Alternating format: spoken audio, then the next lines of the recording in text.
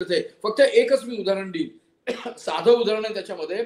आरबीआयने सुद्धा या संदर्भातला लेटेस्ट एक रिपोर्ट केला होता 2 गोष्टीबाबत. अशा पद्धतीने जेव्हा फ्री पॉवर पंजाबमध्ये दिली, आपल्या इथे आता काल 100 युनिट पर्यंत महाविकास आघाडीने सांगितले की आम्ही फ्री देऊ, दिल्लीमध्ये तेच चालू आहे. तर अशा पद्धतीने जर फ्री पॉवर देत गेले राज्य, तर त्याचा परिणाम त्यांच्या असणाऱ्या आर्थिक जी एकूण जी संबंध गणित आहे त्याच्यावर होईल आणि ते नुकसान होईल. एक उदाहरण देईल, 2004च्या असेंब्लीच्या इलेक्शनच्या आधी ज्या वेळेला आपल्या इथे सुशील कुमार शिंदे मुख्यमंत्री होते आणि काँग्रेस आणि एनसीपीचं जॉईंट सरकार होतं, त्यावेळेला त्यांनी असं सांगितलं की आम्ही परत सरकारात आलो तर ही जी वीज आहे काही प्रमाणात ती माफ करण्यात येईल. ती केली सुद्धा.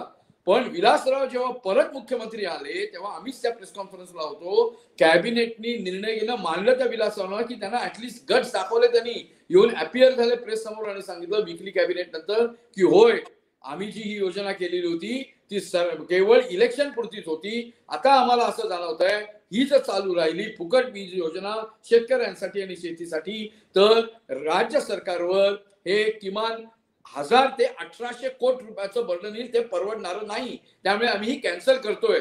त्यामुळे प्रियदर्शनी मला असं वाटतं अशा प्रकारचं फुकटाचं राजकारण करण्यापेक्षा त्याच्यातनं जेव्हा असेल तेव्हा मिनिमम हे जे चार्ज करून इनफॅक्ट त्याच्यातला जो आवाका आहे तो वाढवला तर सरकारचंही भलं होतं आणि त्याला रेव्हेन्यू मोबिलायझेशनसाठी सुद्धा उपयोग होतो. त्यामुळे आता खरं तर राजकारणाने आणि या पॉलिटिकल पार्टीजनी सबंध लोकप्रियतेसाठी अशा पद्धतीच्या पॉप्युलिस्ट स्लोगन देणं बंद करून जे व्यवहार्य आहे त्यासाठी करावं, असा कटाक्ष टाकावा, असं तर खरं इथे आता सांगायची गरज आलेली आहे.